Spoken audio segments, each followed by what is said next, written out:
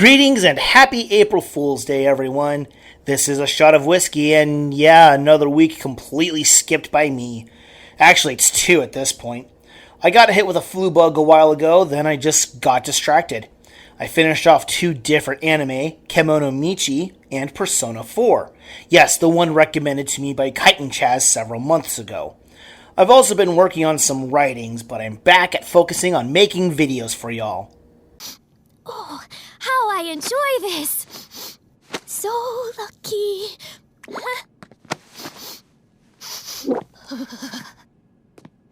I wanted to get back into the habit of sharing news articles and personal stories with y'all, be they recent ones, ones from my childhood, or somewhere in between. Today's video will focus on something that happened a few days before I got hit with that damned flu bug. Oh, and one final thing. Most of this video will be using the panther image you see here. I don't feel like using a lot of images this time around. Oh, oh, oh, oh, oh, oh, oh.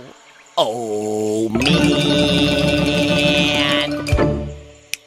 Odds are that if you've been following me long enough, you've heard me say that I am a single father. Well, my son's mother just got married for the first time in her life. She and her now husband legally tied the knot on Pi Day. For those of you who don't know, that's March 14th, because the numerical way to write that out is 314, which is the first 3 numbers in the sequence to pi the number.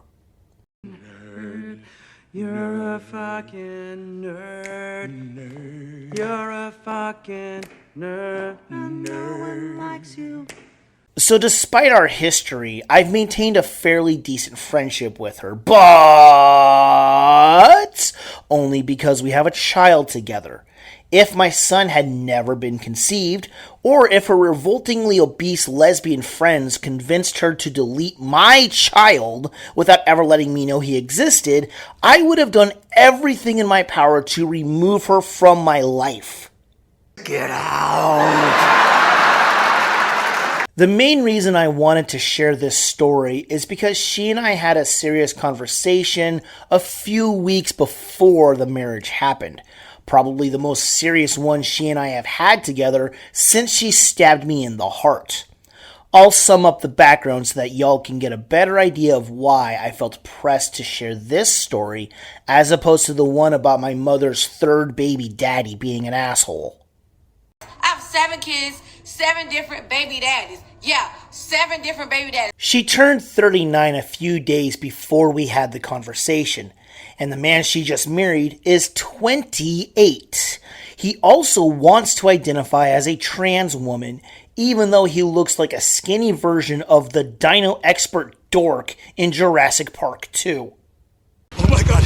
Ah! A snake! Help me! A snake! Now, in his defense, he did tell me a few months ago that he was starting to wonder if he should abandon his denial of biological reality and embrace the truth, which is that he's a male. As for the conversation with my ex, one of the topics we addressed was children. Now, he is young enough to where I would think he'd want to be a dad someday, and apparently he does. Now, my ex is under the impression that women, including her, are guaranteed to have healthy, fertile eggs up until their 50s. No eggs. No empty egg carton. You don't have any eggs. That aside, even though he wants to be a father someday, he doesn't want to have a child. His bloodline is apparently littered with mental issues, and he doesn't want to pass that on to the next generation. In a way, I can respect that, but it's the next part of the conversation that bothers me. My ex said that she is hoping that someday I would be willing to donate my seed to her so that the 2 of them can raise my offspring together.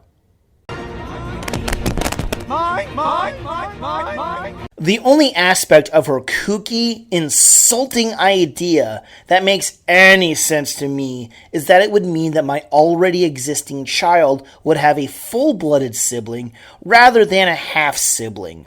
Sorry, my ex, but... No.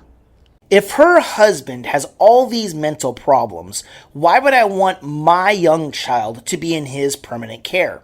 It's one thing to have him occasionally watch my already existing son while my ex takes a nap. Having him raise my new child because his genetics are flawed and doing so while 2,500 miles away bothers me.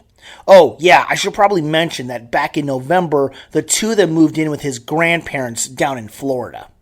The viral video shows Robbie Stratton running through a convenience store with an alligator in his hands. He takes the animal in the beer fridge as well. Even if this theoretical child was a full-blooded sibling to my almost a teenager son, they'd be raised on opposite sides of the country.